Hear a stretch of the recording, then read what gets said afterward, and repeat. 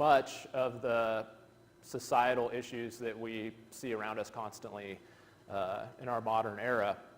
And so what are these two lies? They both have to do with sexuality. They both especially have to do with the body.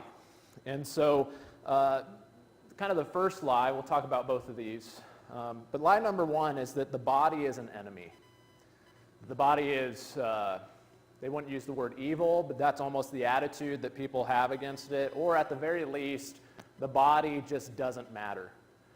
And that might sound kind of wrong at first when I say that. We have, I think, this misperception that the world puts a premium on the body and that the body is overvalued. But when you really begin to think about it and you see the behaviors and the practices that are common in our world right now, really the only conclusion you can walk away with is that there's a low view of the human body, and at the very least it doesn't matter. At worst, it is an enemy that you are to wage war against, so to speak. And then the second lie with that is that the body is mine. The body is something that belongs exclusively to me, and therefore I am free to do as I please with it. And so there's a common mantra or phrase that people use. Again, in our modern context, what's the phrase that you often hear, particularly in the context of abortion? My body, my choice. That's it, right there. It's my body. I can do what I want to do with it. And so what's underlying in this, and this comes from a book I preached from it. I preached from it a couple times using the material. It's called Love Thy Body. I recommend particularly every parent read that book. It's very good. It's by an author named Nancy Pearcey, where she really gets into all of this and deals with it from a Christian perspective. But she talks about in that book how there is this hierarchy of importance when it comes to the body. And so that hierarchy is behind me, and just think of it as what is above the line, that is what's important. What's below the line, that doesn't really matter so much. That's subject to change. And so the thing that is kind of we put a premium on in our society is what's called personhood. And there's a whole kind of thought and study that goes on, and what makes a person. It's called personhood theory. And so this comes up in conversations about abortion, where you'll have people that are willing to concede, no, we're actually killing, we're killing something. There are pro-choice people that will confess that, but they'll say the question really is, at what point is that baby a person? And so people have a lot of different ways of defining that, and as you can imagine, they're all arbitrary. They're all grounded in absolutely nothing. It's just kind of a subjective process. But there is this premium on personhood, and really what's meant by that is the inner self. So the intellect, the mind, our emotions, our feelings. That comes before everything. And then what's subject to that, what's of much lesser importance, is the physical body. And so just a few examples of where we see that playing out. You see that in kind of the worship of youth. There's a whole industry. It's probably a multi-billion-dollar industry devoted to keeping people young, when in reality it's not actually keeping them young, it's just trying to make them look young, and actually what happens is they end up looking weird, right? And so whether it's makeup, whether it's cosmetic surgeries, you see it also in tabloids and on magazines as you check out at the checkout stand and on social media. You know, they're constantly showing us what matters to our society, and that is youth. Youth matters. And so particularly we see that with women, where you'll have a talented young actress that works her way up through the ranks, and meanwhile you have men like Tom Cruise and Liam Neeson. He's in his 70s, he's still making action movies. But women have a much shorter shelf life in Hollywood. They're young, they're beautiful, and then as soon as they begin to age and they don't look like what they once did, they're discarded, right? And it's the next new young, beautiful actress that comes through the doors. And so there's this kind of worship of youth, and at the same time this disdain of the aging process. And then it's more obvious, even more obvious in the transgender movement. When you think about what's going on there, that is not valuing the human body. What are they doing to the body in order to conform with their inner person, so to speak. If I feel like a man and I want to be a woman, what do? You get mutilated. You start removing and chopping off, literally. I mean, that sounds grotesque and nasty, but that's actually what's happening. There's a whole industry devoted to that where people are mutilating the body. Why? Because the inner person is what matters. And I will force my body into subjection. I will cause my body to conform to what my inner self is feeling and telling me. Also, hookup culture.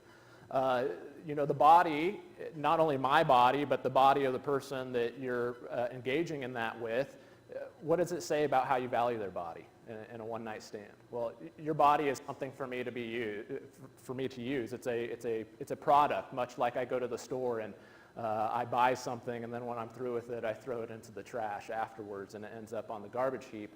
This characterizes so much of what we see taking place on college campuses, and not just in college campuses, in the workplace and corporate environments.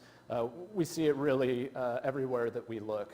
This hookup culture is devaluing the body. That the only reason that the body matters is so that I can use it to satiate my inner desires and what my inner person wants.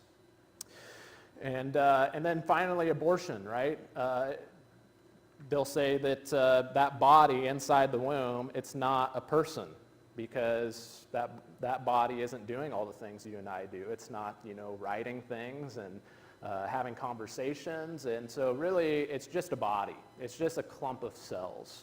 And so we know the grotesque industry that is taking place now, and unfortunately, less states are doing it, as we're seeing some good legislation being written to deal with this problem. But notwithstanding, for a long time now in America, abortion's the number one cause of death. Really, when you look at it, there's a genocide against human beings going on, and it all starts in the womb. And it's because it's not a person; it's just a clump of cells, it's just a body. So who cares? And so all these things are saying the body is an enemy, and particularly with abortion, that baby is looked at as an enemy, isn't it? For a lot of women that partake in that, and the fathers as well, to the extent that they're involved in it, that this is going to keep me from doing and being whatever it is I want to be in this world. So it's an obstacle. I got to get it out of the way, and it's unimportant. It's unvaluable.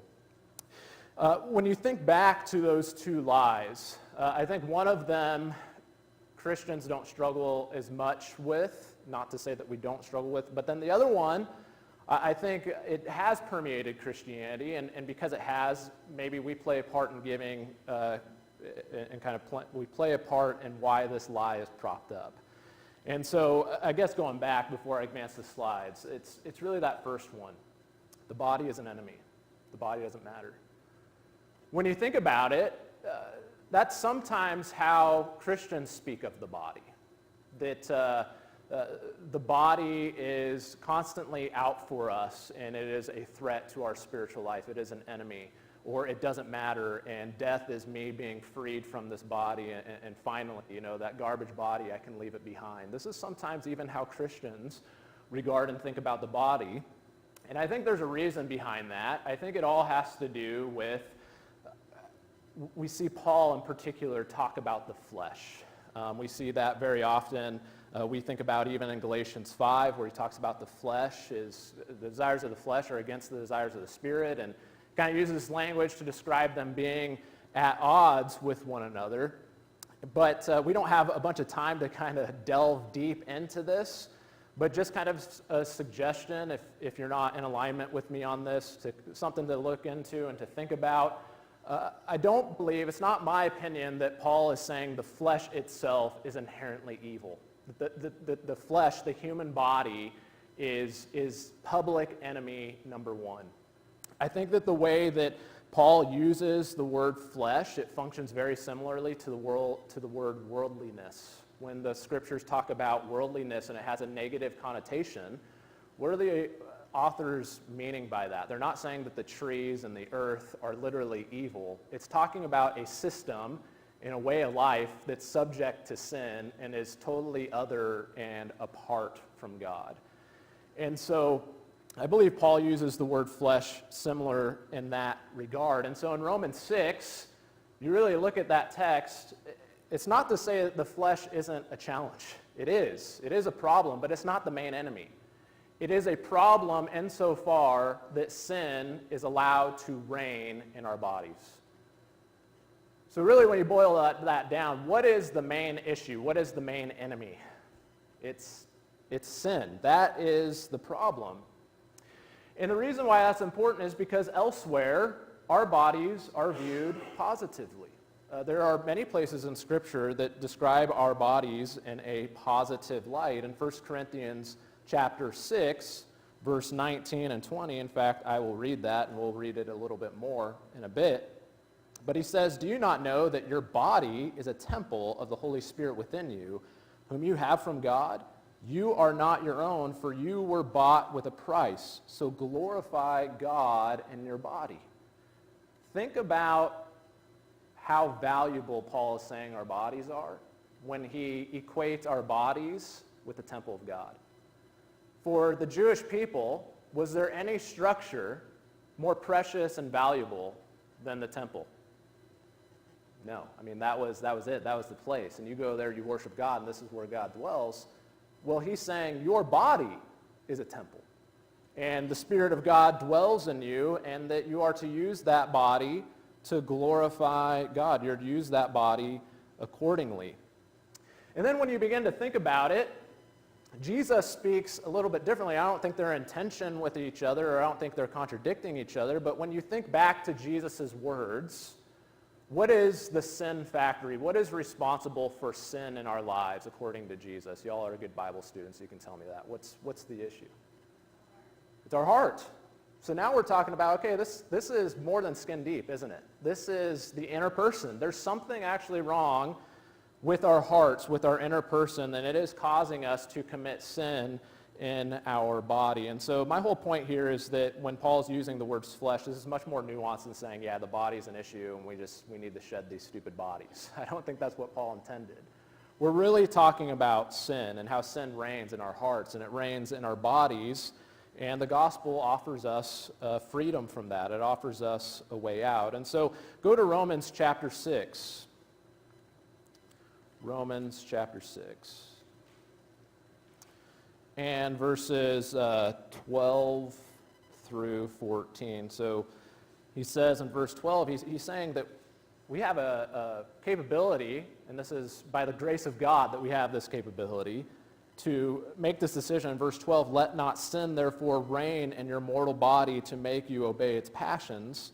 Do not present your members to sin as instruments for unrighteousness, but present yourselves to God as those who have been brought from death to life, and your members to God as instruments for righteousness. For sin will have no dominion over you, since you are not under law, but you're under grace." And so outside of God, outside of Christ, sin is reigning in our bodies, but it seems Paul's suggesting that through Christ, we've been set free, and we have grace. And we have this choice where we can decide, am I going to present my members, am I going to present my body as an instrument or slave to sin? Or, potentially more positively, am I going to use my body to serve and to please God? We have the potential to use our bodies in both ways. And so even in Romans 12, in that famous passage, here's the intended purpose of our bodies. In Romans 12 and verse 1, "I appeal to you, therefore, brothers, by the mercies of God, to present your bodies as a living sacrifice, holy and acceptable to God, which is your spiritual worship." And so our bodies are meant, and God would have us to use our bodies as a sort of living sacrifice, using it to serve and accomplish his work in the world. And Paul is saying that is holy and acceptable to God. And so just one last side note on this discussion. If the body is inherently evil, what does that say about Jesus? There's a problem there. And you know what? Gnostics had an answer for that. What was the Gnostic answer to that? Because they did believe that. They believed that the body, they considered the body a prison. And so they considered the body inherently evil. It's opposed to enlightenment, or however you want to put that. But what was their answer to that, Alan?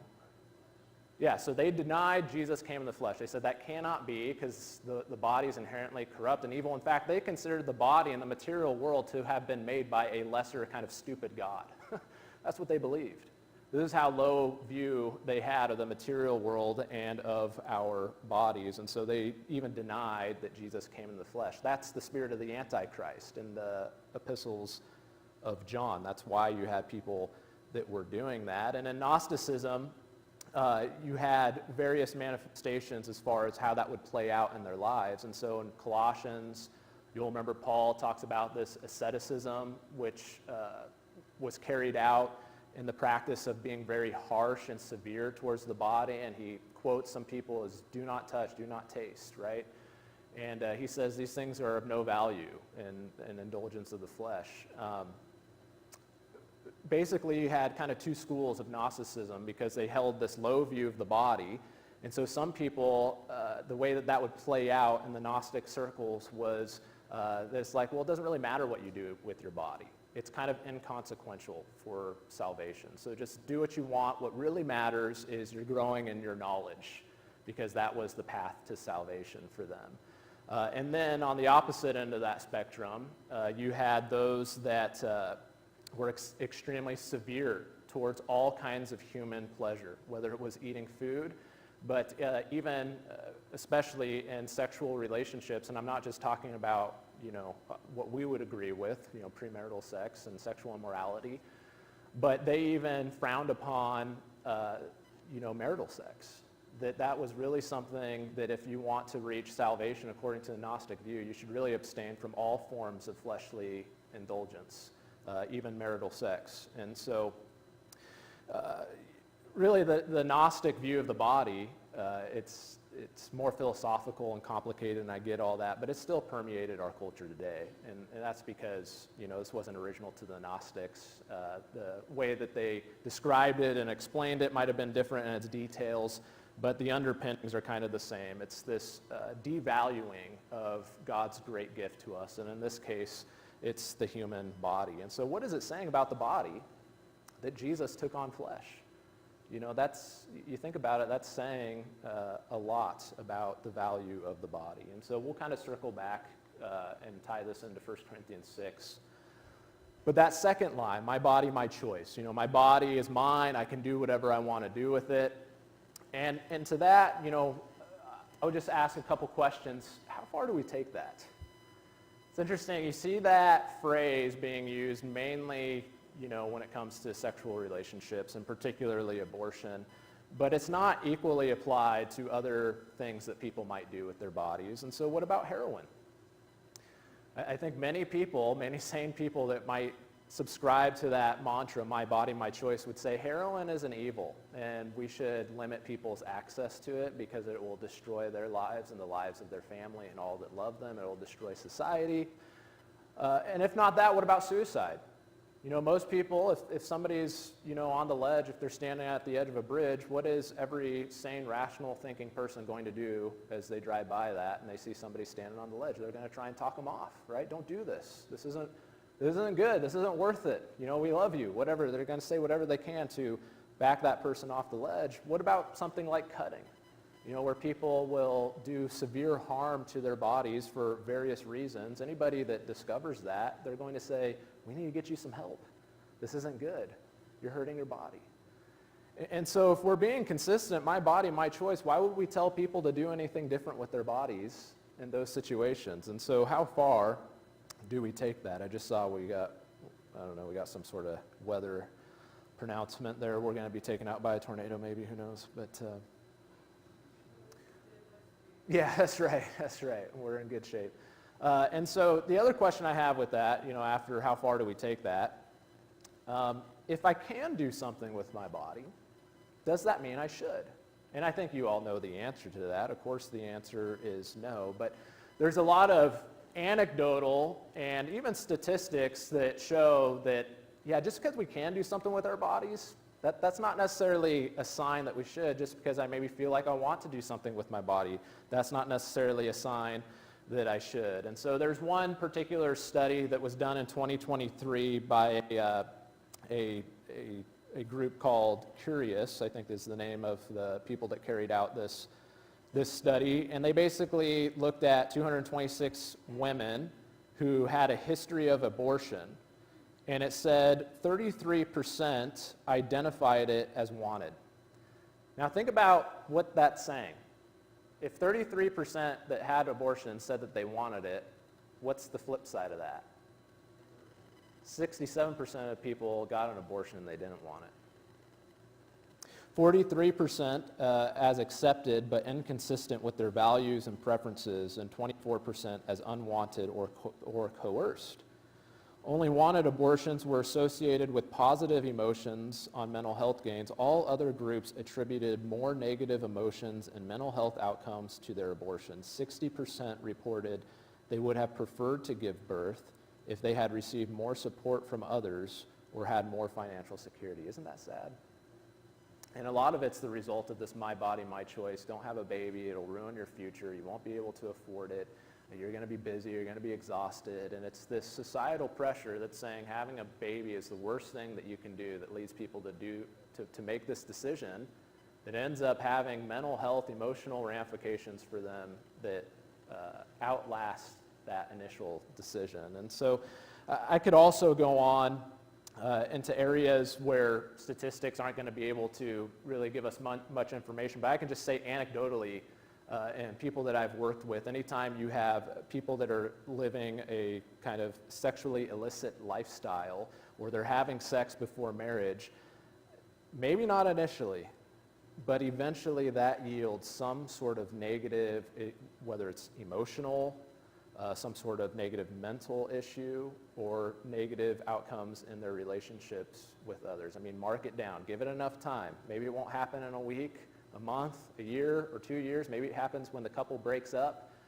But that decision, when it's made outside of marriage, always is eventually accompanied with some sort of negative consequence in the long run. And so, again, this isn't new, this idea of my body, my choice. I think maybe the closest equivalent you have to this idea is, it's not really that far off, is in 1 Corinthians 6 and verse 12.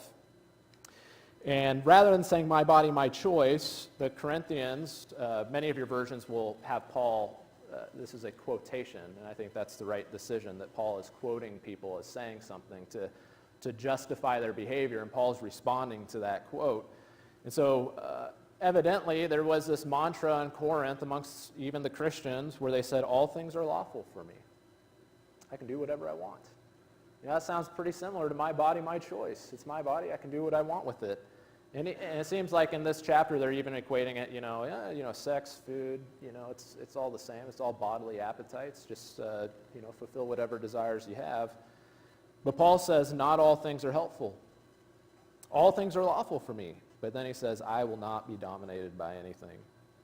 In Romans 1 and verse 24, there's multiple passages we could highlight in this section that speak to this, but I'll just highlight one. In verse 24, it says, God gave them up to the lust of their hearts. Remember, this is first after they suppressed the truth of God and they've denied God. Well, the first thing they turn to is sexual immorality. I think that's a pattern you see repeated over and over and over and over again.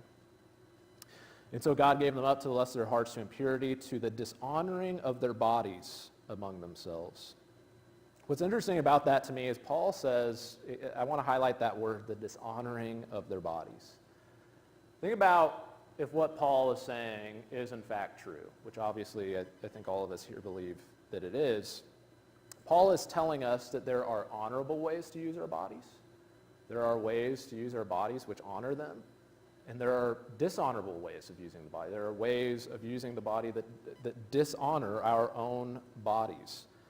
If that is true, when we use our bodies in these ways that dishonor them, that means inevitably we will feel that. We will feel that emotionally, we will feel that mentally, and we'll experience that spiritually as well. And so again, as I already said, studies and anecdotal evidence testify to the fact that all sex apart from marriage eventually yields some sort of negative result.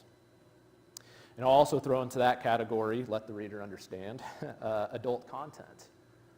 That is something that I think, if you look at many of the divorces that are occurring right now, most of them, adult content plays a role in it somewhere. And so it's maybe something they were doing since childhood, and it took 2 decades maybe for it to bear the rotten fruit and destroy a marriage. And so, and not to mention all the shame that goes with that and all the years that one partakes in that. God doesn't want us to experience that. There are honorable ways to use our body, and it frees us from that when we strive after his standard. And so, while the world says, my body, my choice, here's what Paul says. Let's just look together at 1 Corinthians 16, starting in verse 13, and read that whole thing. Food is meant for the stomach, and the stomach for food, and God will destroy both one and the other. The body is not meant for sexual immorality, but for the Lord, and the Lord for the body. And God raised the Lord, and will also raise us up by his power.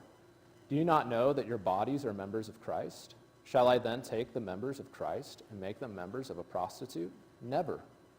Or do you not know that he who is joined to a prostitute becomes one body with her? For as it is written, the two will become one flesh. But he who is joined to the Lord becomes one spirit with him. Flee from sexual immorality. Every other sin a person commits is outside the body, but the sexually immoral person sins against his own body.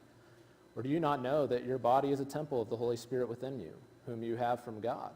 You are not your own, for you were bought with a price. So glorify God in your body. First thing I notice in verse 13, he says, here's what the body's meant for. He says, the body is not meant for sexual immorality. And yet, how many people believe that? That if I feel something, then it must be good. It must be a moral good, and you'd be wrong to tell me not to fulfill that sexual desire. You see that not only happening in the homosexual movements, but you see it even in the heterosexual movements where guys say, listen, I got a high libido and high sex drive, and so, look, this is just not realistic for a guy to remain faithful to one woman for the rest of his life. That's what you see constantly out there from the Andrew Tates and those sorts of individuals. And if you're not familiar with that, your kids are familiar with that name. And just think about where that leads. If a heterosexual man says, well, look, this is my desires, I want to sleep with multiple women, so why shouldn't I? Think about where that logic leads, right? That leads to all sorts of different perversity that most of us probably wouldn't agree with, and even people that say that wouldn't agree with. 1 Corinthians, verse 15 and 16, or rather, I should highlight, your body's not for sexual immorality, but for the Lord. That's what it's for. It's for God, and the Lord for the body. But verse 15 and 16, your bodies are members of Christ. So there's some way that even my body, it's not just my soul, my spirit, my body is in union with Christ. And he's saying that when we go outside and we sleep outside of marriage with somebody else, he's saying you're partaking really in a covenantal act. And you are partaking in a covenantal act that is competing with your covenant that you've made with God. I think that's really what Paul's getting at. He who is joined to a prostitute becomes one body with her. For as it's written, the two will become one flesh. And so it's not just a one and done deal. Paul's saying there's a spiritual event taking place when two bodies come together, whether it's with a prostitute or with your wife. It is spiritual, and there's going to be consequences to that. And at the very least, it's going to put our spiritual life in jeopardy. 1 Corinthians 6, verse 18, flee from sexual immorality. He goes on to say, sexually immoral person sins against his own body. We could talk about that longer, but I'm recognizing that I'm out of time. But in some way, this is a violation even against ourselves.